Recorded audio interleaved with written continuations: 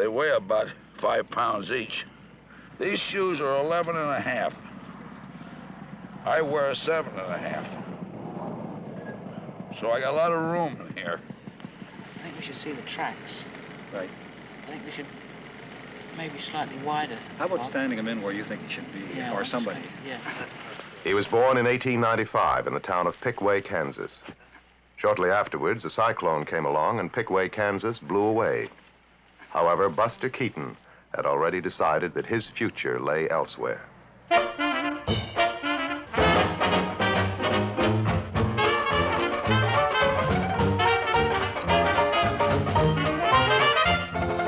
Turn them over anytime you're ready. Now, if we just slightly... Just off the sign. Yeah. Right. He spent his first 35 years becoming one of the most famous comics in the world. The last 35 years have been a bit rocky, but Buster is still doing business. It's somehow better if you don't walk over the tractor. You stand this side and just... After you've looked at the sign and we see it close up the sign, and you react to the distance, you see, and then you look look that way, then you see the car there, then you kind of walk up towards the speeder, and you sit on it, and just see you go off down there. Okay. Stand by. Okay, roll. Here is Keaton on Canada's East Coast, about to star in his 87th movie, a 25-minute color short called The Railrodder. In it, he will travel from the Atlantic to the Pacific in a runaway railway speeder. The director is Gerald Potterton, whose films have been twice nominated for Academy Awards. For Potterton, this is a rare opportunity to work with a master. A second film crew made this record of them at work.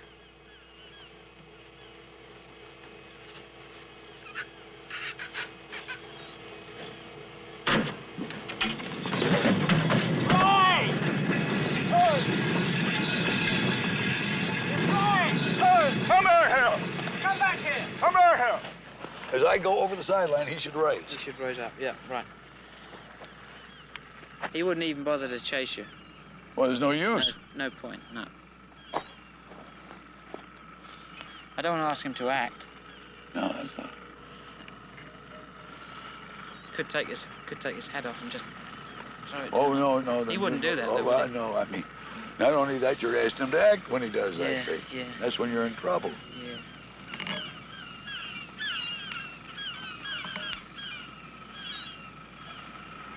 I was told Louis B. Mayer that, too.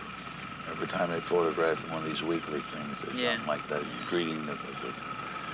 Be just exact. Don't act. Louis B. Mayer. But my God, he could act in an office. Oh, yeah? Oh, put on the damnedest performances you ever saw. Yeah. What sort of... Hysterical, cry, moan, Banging a desktop? heartbroken, a beaten down old man. Oh, terrible.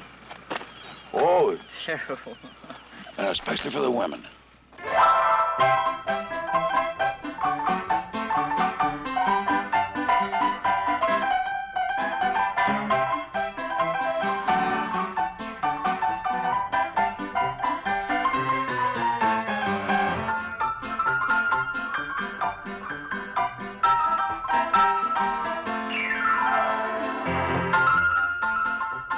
Around 1915, everybody started going to the movies, and the great days of slapstick comedy were on.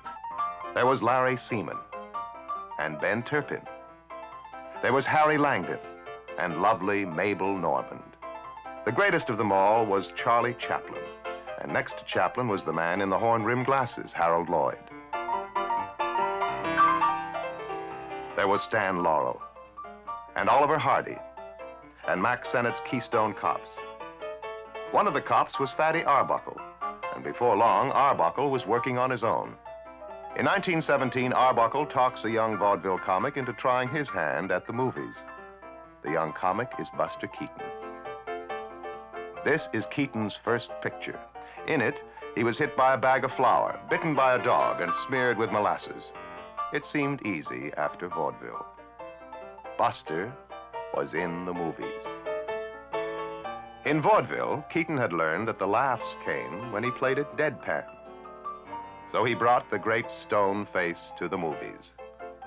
On top of his deadpan, he laid the world's flattest hat. He was free of the vaudeville stage. He had all of Southern California to play with.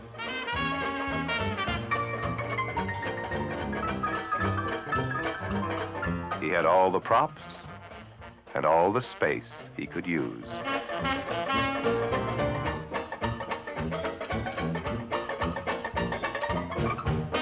In the midst of chaos, he placed his still, silent face and proceeded to transfix a generation.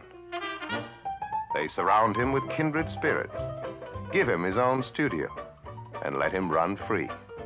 Soon, his pictures are grossing 10 times their cost, and Keaton is making $200,000 a year. He has a stable of gag men and a press agent to churn out publicity stills, like this. He doesn't have the business sense of his friendly rival Charlie Chaplin, but that doesn't seem to matter when the whole world is laughing and you can spend $14,000 moving some trees from the front to the back of your house.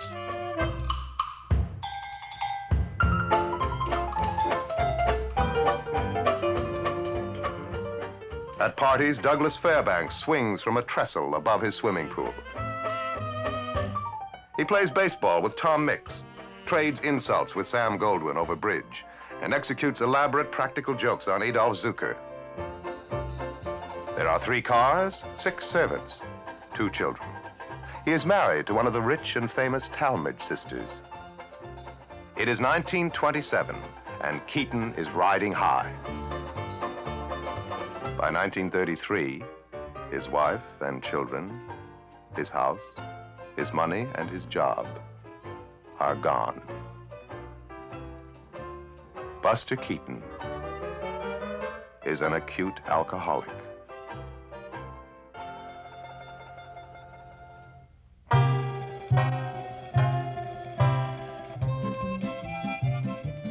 Today, he can again make films in pantomime.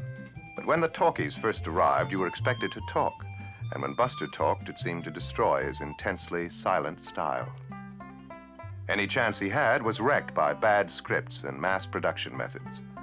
By then, there was trouble with women and a bottle of whiskey a day. Somehow, Keaton hung on in the movies and picked himself up. Why don't you try? He churned out cheap shorts for Columbia Pictures and worked as a gag consultant for the big new comics at MGM. Hold it a second, Buster. We're just going to boost you up a bit.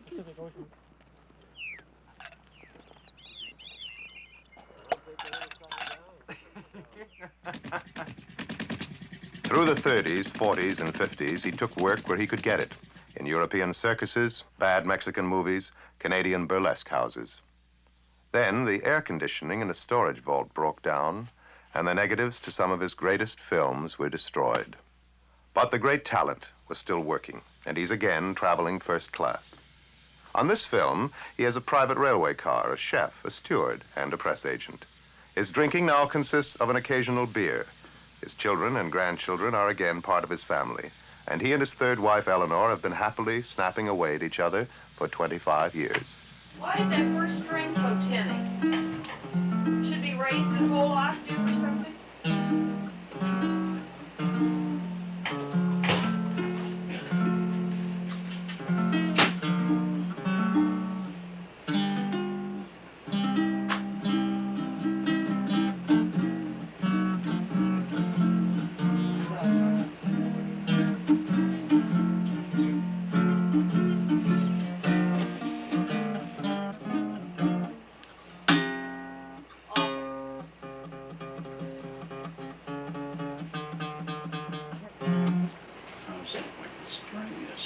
Well, in the first place, the whole thing is tuned too low. But you just have fun.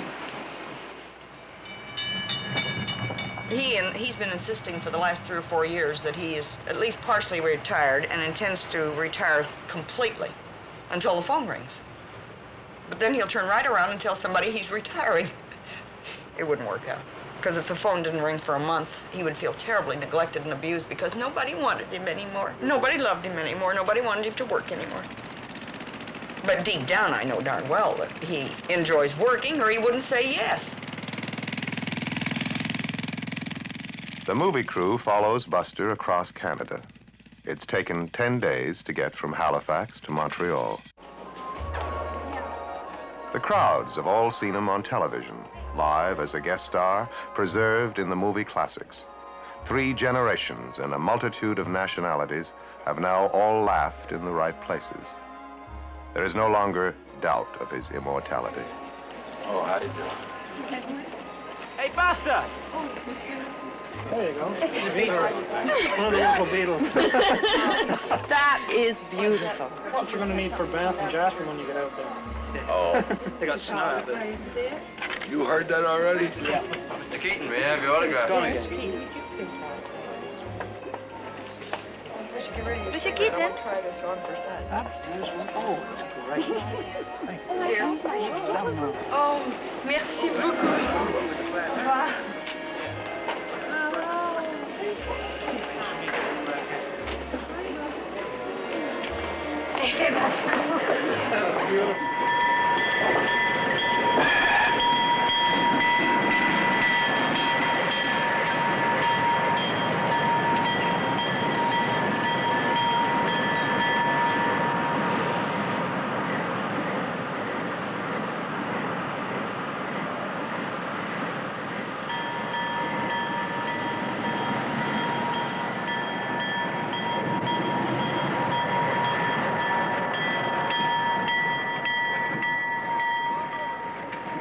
Three trucks or more, like that.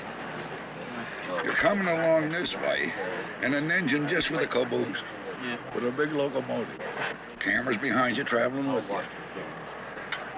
So that you got the thrill of that being on the same track with you, coming right at you. Right. And just about the time he reaches this switch is when you see him, and all you do is this.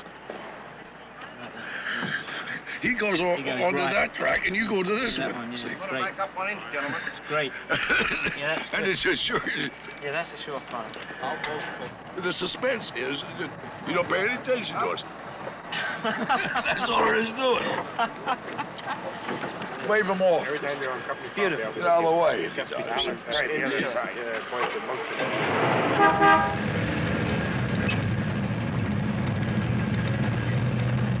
And I don't want you to worry about it. I'll miss him. Well, I'll worry about it if you worry about it, but if you don't worry about it. You think you'll miss him, all right? Eh? You're gonna miss him, okay? Well, I'll miss him.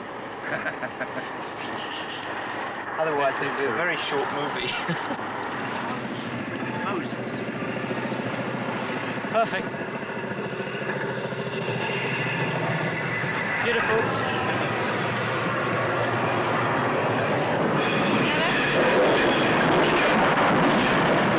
He looked and watched the train go by like that.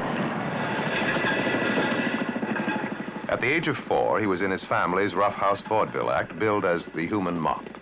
His father once picked him up and threw him at a heckler in the audience. The governor of New York once required him to strip naked and prove that he had no bruises. He spent 1 day of his life in school. He also survived 3 train wrecks and 5 hotel fires. Imagine it was the rehearsal. Look, can we do it once more? I mean, can we? Eh? Want to get the train out first. Okay. Get the train out, then we'll do it. It's just the slowing up, on the switch. Well, yeah, the timing was off, Yeah. and Buster had to slow up a bit. And I took my time starting out to give him a head start. I saw his puff of smoke go up, and I gave him what I thought was plenty of time, and I was still to the God-blasted switch before he was. Well, he's also gauging his speed for you, too. Well, he shouldn't, because I can pick up faster than he can. Yeah, that's the thing. That's what I thought. Well, let's, I'll see what what's his name thinks. We back up about another 50 feet this time further, too.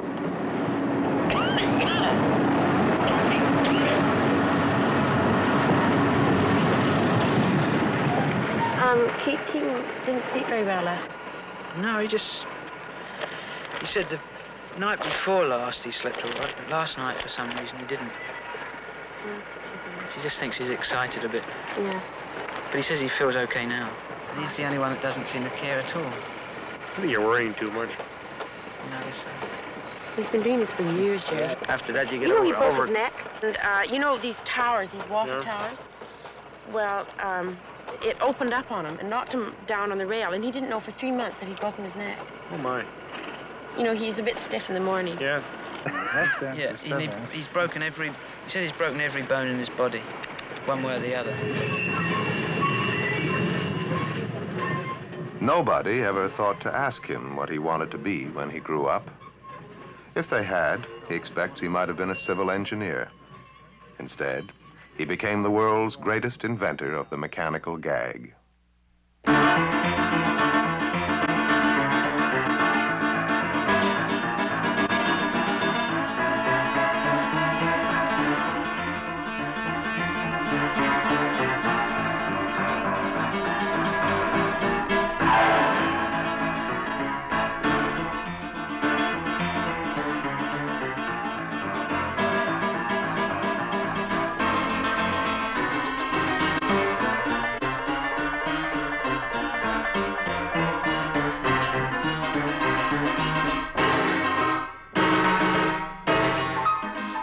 His films were based on a fatalistic struggle with the mechanical forces of the world.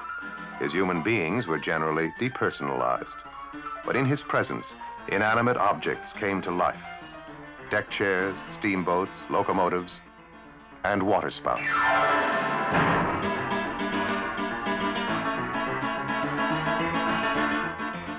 There were no doubles and no special effects. It was a real Buster Keaton on a real train, and the cameraman had orders to keep shooting until Buster yelled cut or was killed.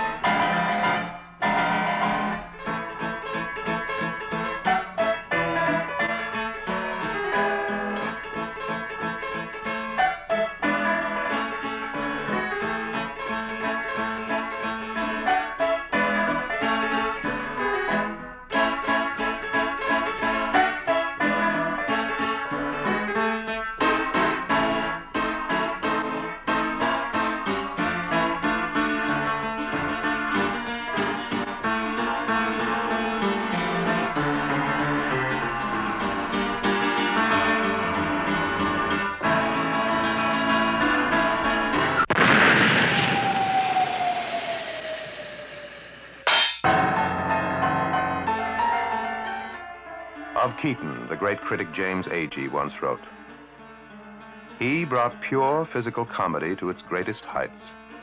And underneath it all, there was a freezing whisper, not of pathos, but of melancholia." I think Laurel and Hardy, I mean, you say they're sort of grotesque, also very, very subtle.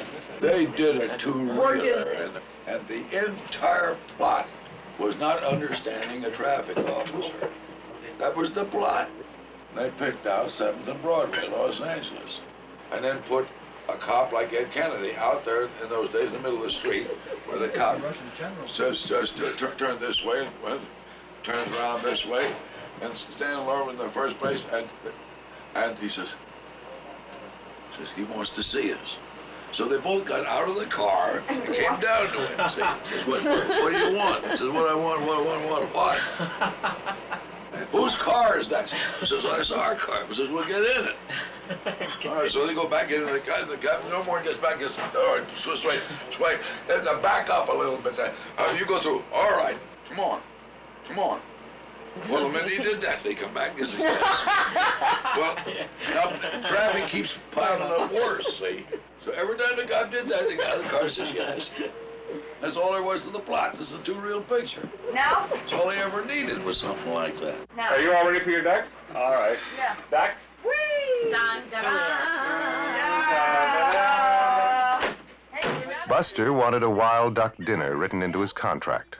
The assistant cameraman came through for him. I'm kidding you. Oh, sir, you shouldn't have. My God, he did. He got him in the head. There's no buckshot in the body at all. He got him in the head. That duck's worth $5 a pound. Beginning of the season. Oh, that pretty blue. Well, he won't get to Florida this year. Oh, and he always liked Florida. Well, I gotta go wash now. Keaton always claimed he got his best ideas in the bathroom. There is no place for the formal story conference in the grand Keaton tradition. The hero of the day now. Gags are improvised en route. And the duck has given somebody the idea for one. Even if you've had There's another only ton one- of sequence before There's that. only one thing that sells the gag.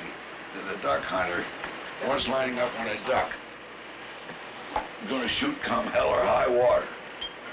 So, with that camera, just missing the tunnel by 3 feet. He's just missing it. And as I come up, he pans maybe a little bit with me, but as I come into his shot, I bring my gun up to follow a flight.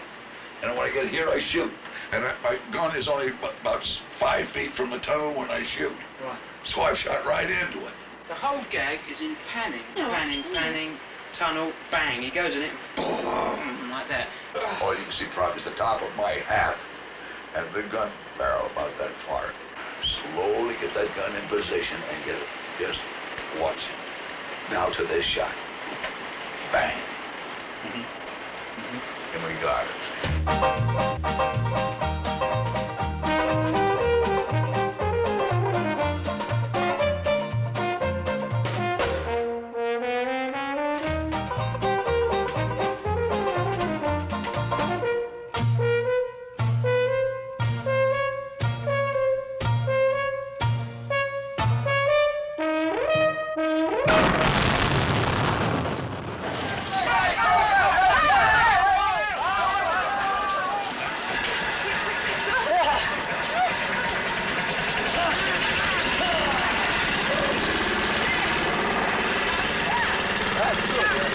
You've got to be there. We can't see anybody.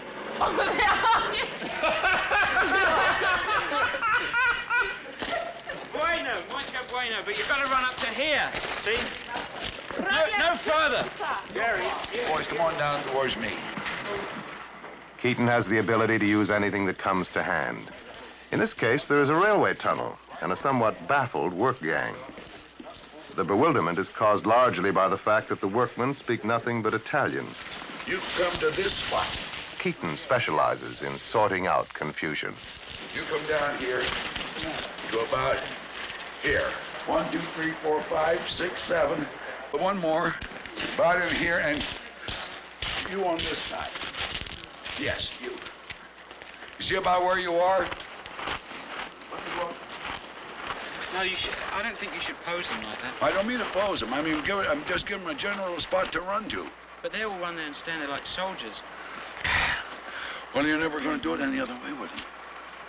If they come running out there, they'll bunch up on you if you just told them to run out. But if they hit approximately those spots, and one man is completely hidden. You want to try it once? I'll be the scooter on foot.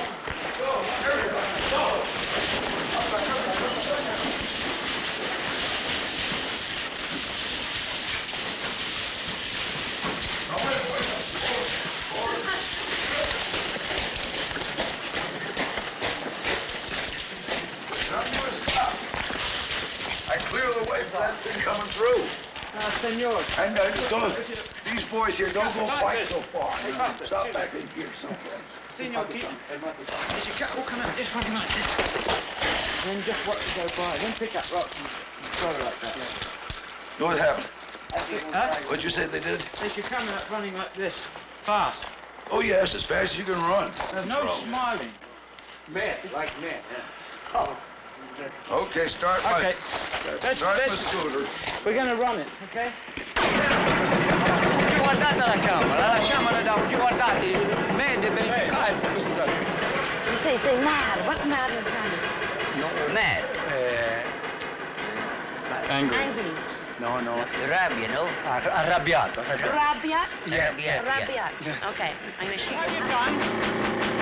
I can't handle it.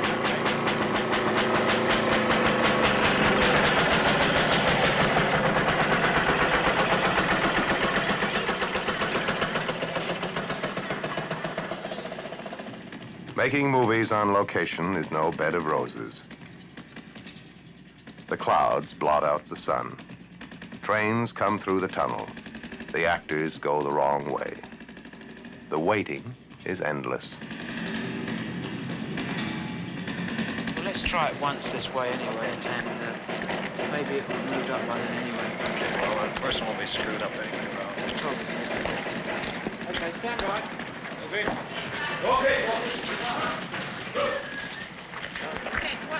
Keep back. Stop rolling.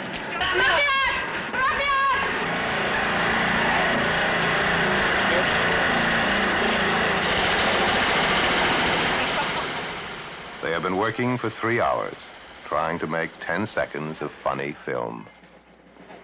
Don't forget tonight, a special show, When Comedy Was King, with Buster Keaton, Stan Laurel, Oliver Hardy, and many other 20 heroic 20 stars.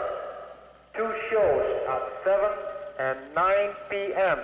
So come on in to see the stars of the famous Roaring 20s. Welcome to the Town of Rivers. Mayor and Council. Council. Well, that's nice. Very nice. Aren't you an honorary mayor at home? Yeah, Mayor of Woodland Hills. That's in the San Fernando Valley, right back of Hollywood, in Beverly Hills. Seeing I've been mayor? the mayor there for over 5 years. I'm into my 6th year. We'll have to tell him that when you see him, eh? Yeah. Well, now, here's what we got. I think we ought to do is to invite the mayor and his missus and the chairman of the Chamber of Commerce and his missus. Yes. There'll be 4 people. We've been feeding 10 in here. Well, if 4 of us stay here, with that 4, 8, and send 6 of our people over to the local restaurant.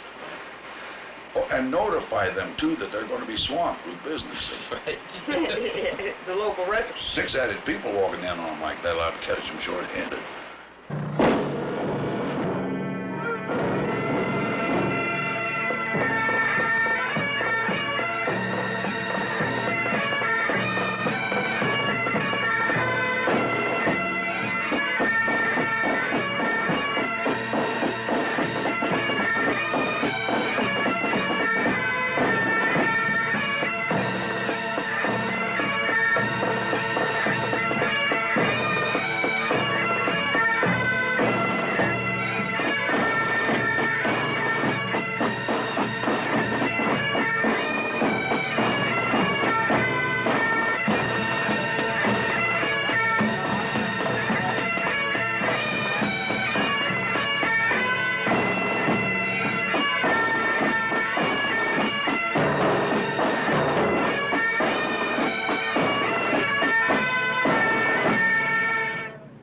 Last place in the world I expect to find a band as good as this.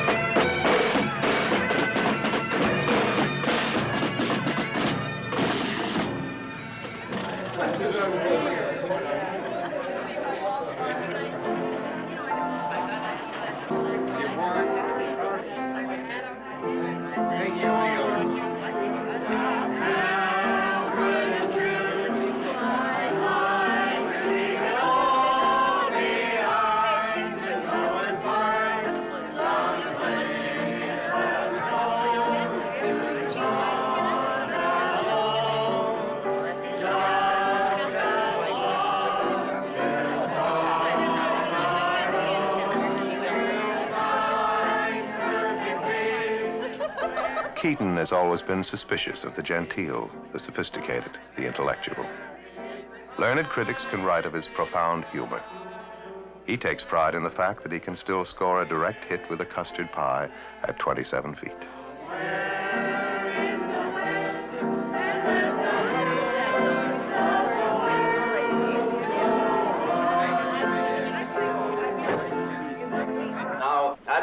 perform a little duty tonight, which is a great pleasure and won't take too long. And so, on behalf of the Golden Boys of Manitoba, I would like to make a little presentation to our guest of honor here this evening. Now, Mr. Keaton, I want to make you a Manitoba voyageur. Whereas Buster Keaton has been a distinguished visitor and a traveler through the Keystone Province of Manitoba, the gateway to the west, and whereby in days gone by, this route has been followed by other men of distinction, enterprise and repute, voyageurs, traders, trappers, missionaries, pioneers, explorers, adventurers, and men of state. Therefore, the said Buster Keaton is hereby designated the title of Manitoba Voyageur, dated at Rivers, Manitoba, Canada, September the 26th, 1964.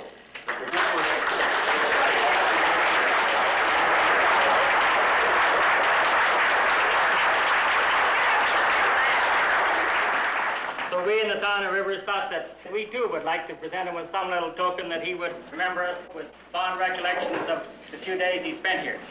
And with it, Buster is a key to our fair community.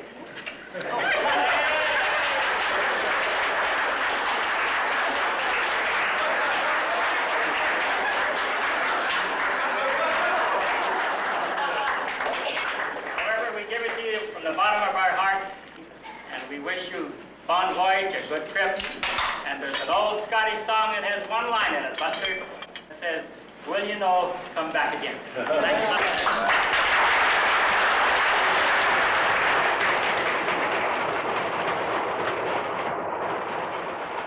He was known as the Little Iron Man around the studio. Nothing stopped him, or there wasn't anything he didn't try. He slowed down and come around to the line of thinking that he can do other smaller type things or less dangerous things that can be almost as funny. Well, he may not consider them as funny as falling off the whole top of a building or something like he might have done earlier, but they're funny enough to get by, let's put it that way. But you don't want him in because of the rain or something. He must have hurt himself. So now they're going to have to give a pitcher extra warm-up pitches, which is allowed if somebody gets hurt, of course. What's this first pitch? High and inside. The guy better be loose up there. Better be good and loose, my friend. Bless him, Dick. There was little that was normal in Keaton's childhood, but whenever the family act hit a new town, he'd go looking for someone to play ball with. Later, in Hollywood, they'd interrupt a picture for a ball game when they got stuck on an idea. Did you see the third base coach? He has fallen down. He got so hysterical he fell down trying to get that guy in. I was helping him slide. Ho, ho, ho, ho, ho, ho. Yo, he didn't get it. The umpire says he caught it. We were going to have a fight. He has a lifetime pass to any major league ballpark, but his enthusiasm has not always been shared. Once he took Marcus Lowe out to watch Babe Ruth. There were 70,000 fans in Yankee Stadium. Lowe was deeply depressed. He owned several hundred theaters, and baseball was killing his matinees. And oh my God! Oh! They touched third base and called the runner out and scored. Get the hell out of the ballpark. The umpire's throwing you out once. You want to call the police and drag you out? Bye, Bob. Bye-bye. Go get a shower, kid. Adios. Why? Out. Look, Now the umpire's about to slug him. His personal dexterity in jumping around there like a mountain goat doesn't bother me. More what worries me than anything else is him catching cold, running around in rain and things like he's done a couple of times. Because with this chronic bronchitis that he has, he can go into pneumonia in about 3 days without half trying it, if you don't nip it in the bud. See, I'm traveling with antibiotics, pills, and everything else. So if he catches cold, I start him on them immediately. Okay, Buster, slow it. He's had pneumonia once already. The first morning when I talked to the doctor, he says if he lives 5 days, I'll let you know what I think. So, on the 6th day, why, that was it. He was ready to go home, looking like an octopus with all the tubes and the attachments here and there.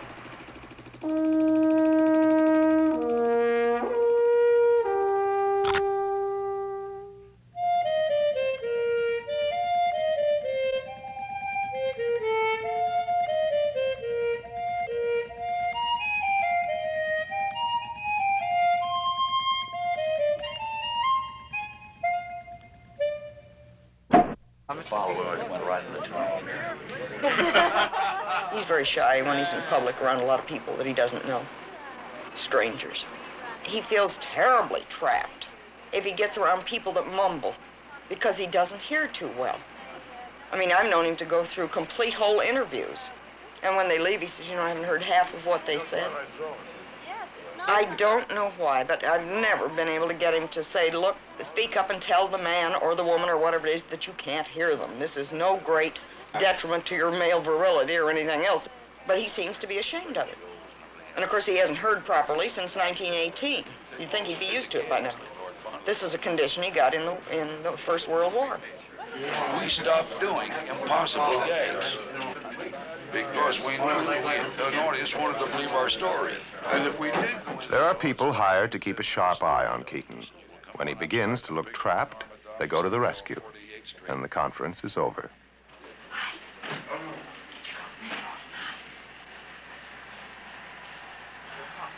Thank you very much. That was great. I'm sorry it was so big and fat. And crowded.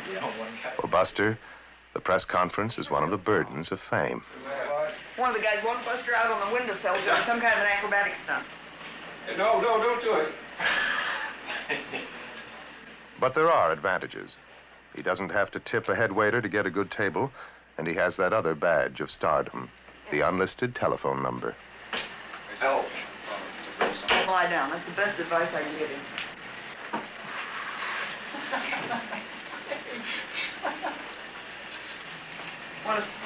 Want a spotlight so you'll photograph prettier? There. That'll bring out the sweat on his brow.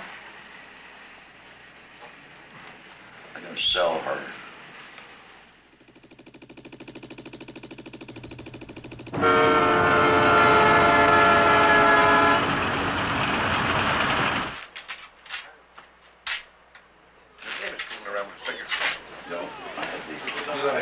I had a high heart. No, but on the board you let us. Oh, yeah. I had a high heart. And he pulls out that car by a rope. No, the other guy's pulling it up or something. But he was playing baseball, and the guy's throwing pies at him, and he was hitting. And he threw something hard, and it hit his toe. He has always appealed to children. At home in California, the neighborhood kids often come around to ask if Buster can come out to play. You have no choice. The man threw an optional bid at you. So in other words, he intended to bid 3 clubs in the first place. You have no choice. It isn't a case of you. I have a void. 3 clubs is all you have to Doesn't matter. Then what's the matter with 2-note drum? 3 clubs is all you have to bid. Okay, 2-note drum.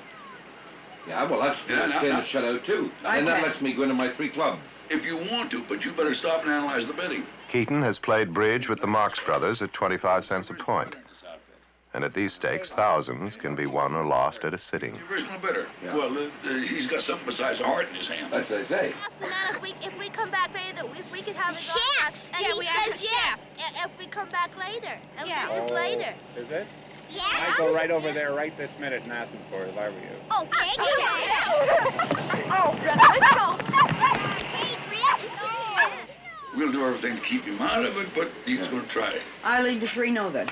Have you settled? Yes. Pass. Wait. What? Oh, I'll do it again. Pass. 1 heart. Come on in. Well done. It's Halloween. I got any special page? Under the K, please. Under the K, that's right, absolutely. We don't need anything on the tracks at all. No. Just get that wild little noise.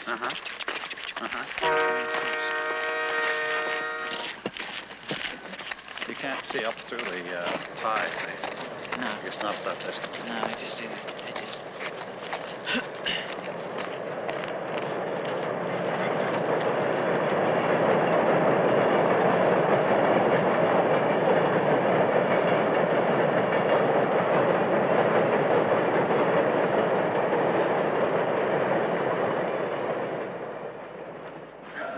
Beautiful trestle bridge. Each new gag must conform to Keaton's law. The situations can be wildly outlandish, but it must be possible that the events on the screen could happen in real life. Now, get out the map. Once I get it pretty well open and that wind catches it, it's going to wrap around me. So I cross that trestle, wrapped up in a paper, standing up in the car fighting the paper. I'll tell you the locales we find. Might be the funniest way to do it. I'll tell you what we Well, have what do you discovered. think about that? Well, idea. there's another thing come along. See these little houses over here? Yeah. Well, in those houses live little speeders, about 6 The of little them. coloured ones. Little tiny. Oh, I see. Imagine this: the long shot of the bridge, and suddenly, from left to right, 3 or 4 of these other little box speeders all come over. That's a single track trestle? Yeah, single track. Yeah. They go across. Slight hold, then they all come reversed, all going like mad. And you're there waving them on. You're pushing them. I chase them off. You're chasing them on. Next shot, you cut to those little houses. The 4 guys come in, very quickly stop, take them off the tracks, just in like that, and you just shoot through, and that's the sequence. And they all look out at the same time. Yeah, exactly. I don't know why, but I like that. Cleaning house. You get out the map to look at it just as I hit that trestle. Getting on it and getting scared, you're not going to mean anything. Look, I'll get my pad because I want to draw it, and I'll show you what we're going to do. Go shave, dear. This is the shot of the bridge that we get. Yeah. We get the valley like that, this damn great big bridge. We combine the 2 gags, the same thing. I don't know. I put my broom down, everything else, and I wonder where I am. Out with the map, and once I get it spread, I'm helpless. When I hear shot going across that trestle, it's all the funnier. I'm chasing them, but fighting a paper at the same time. Yeah. I'm still fighting paper, going fast, and 4 heads come out and look. That's all. You don't know you've chased them out yet. I don't know I've chased them out. I don't know I crossed a dangerous place either. And they don't feel like being run into, so it'll all work out. Guy going backwards. What's happening to that little man? Where's he going to? Your 3 track cars come in from left of frame and they go right through frame. We keep the camera rolling. Now when they get off the bridge they have to reverse as quick as they can and then back up. Now when they back up through frame, Buster should be following them. Right. But does Buster know, why the hell is he backing up so far? Tell him time's running out. We got to stretch the sun, so if you want to let him go. Huh? And be ready to roll when you tell it. Yeah. Okay, bring the machine down. Okay, all right. Okay, just take it right in because there's a train coming from the east. Okay, we're taking it right in.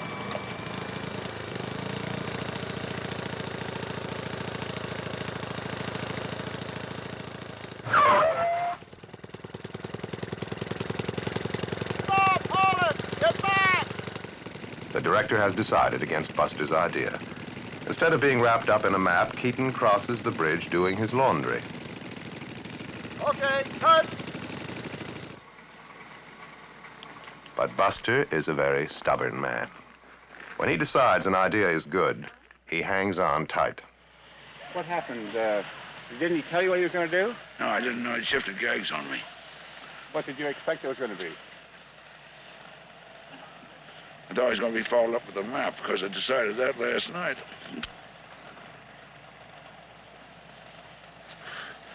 I decided not to. I didn't know it.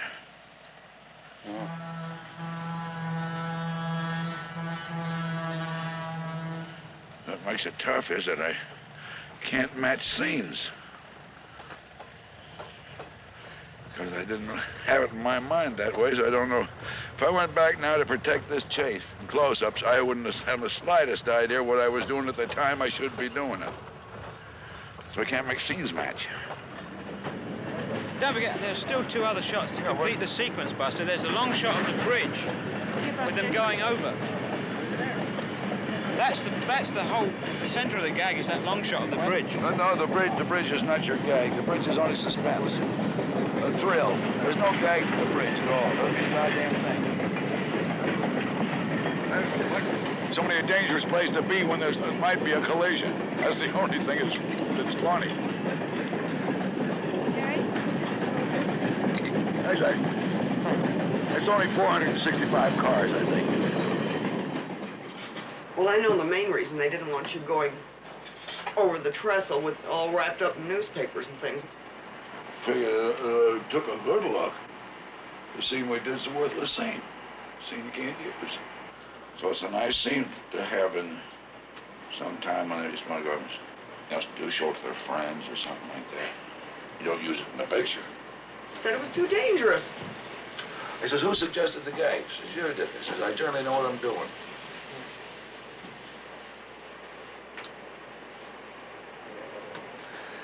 That is not dangerous. That's child's play, for the love of Mike. Don't tell me about it. I told Lev. I do worse things in my sleep than that. I know. In my own backyard with a swimming pool, I take more chances than I do. Here's the map. It's terribly strong. The butcher doesn't carry white paper? No. That looked like it was a big sail going. And you won't fall off? No, certainly not. I took more chances washing clothes doing it because my feet were sliding all over the place on that car. Yeah. Well, I say, any time you're shooting gags or laying them out in advance, you so often are running into guesswork. Or maybe his way's better than doing it mine. And you try to sell yourself one way or the other because there is a certain amount of guess. Has to be. But every now and then, ain't no guesswork. This is one of them. And so, as has happened fairly often in the past 60-odd years, it is decided to do it Buster's way.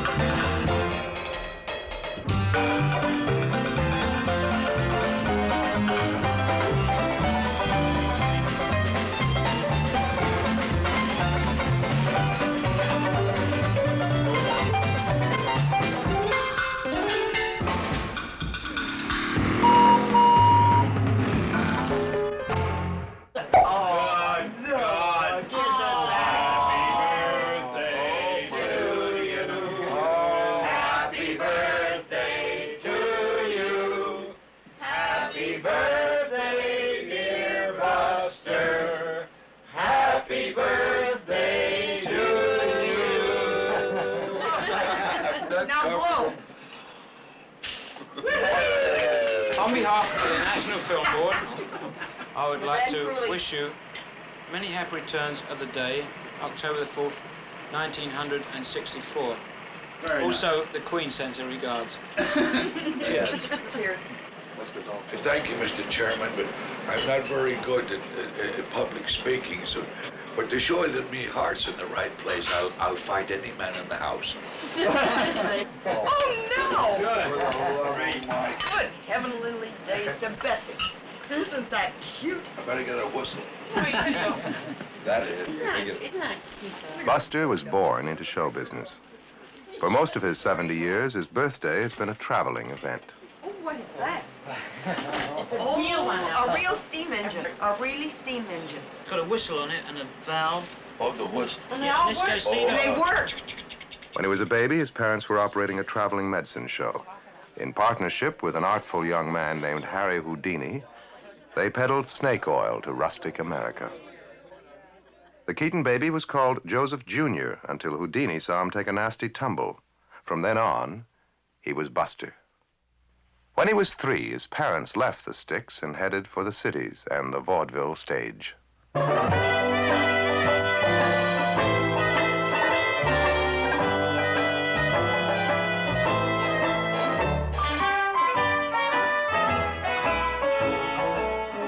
2-a-day vaudeville was the national pastime.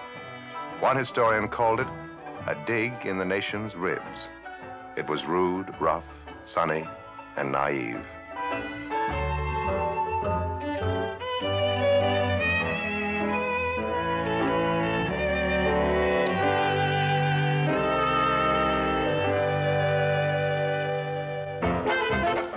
1899, Doc Statter's Theater, Wilmington, Delaware.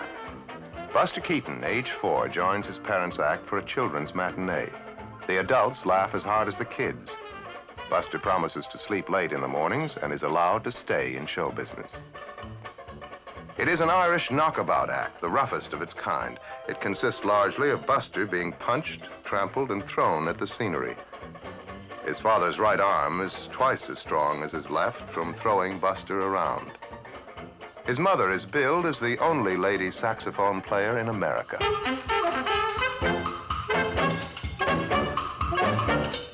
Although Buster loves the work, the law sometimes threatens.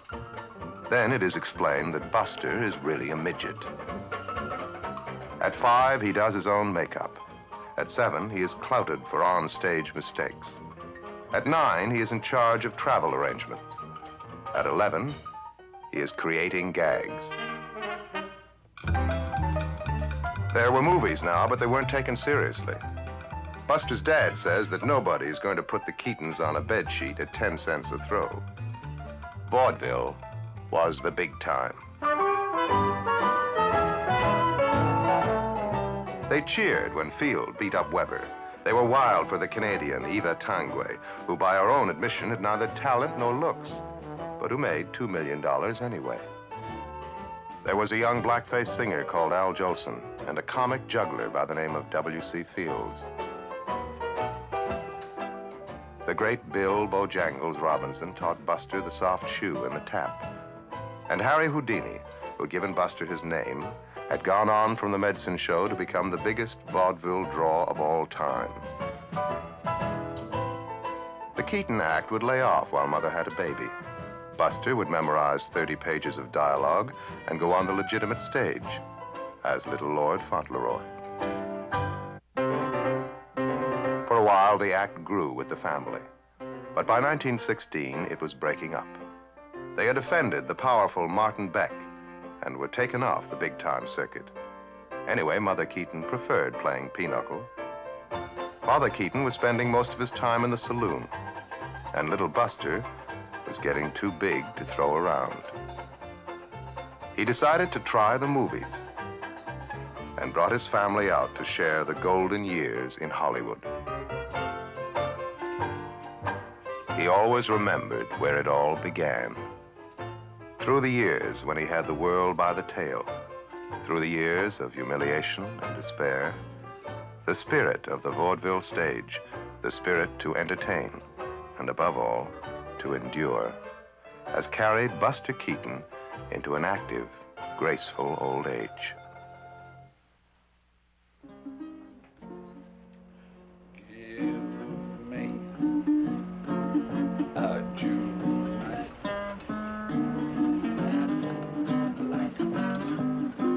And you in my arms, and with all your charms, these stars above, and we'll make love. I'll hold you, and then enfold you. Dreams will come true. Just give me a June, the moonlight,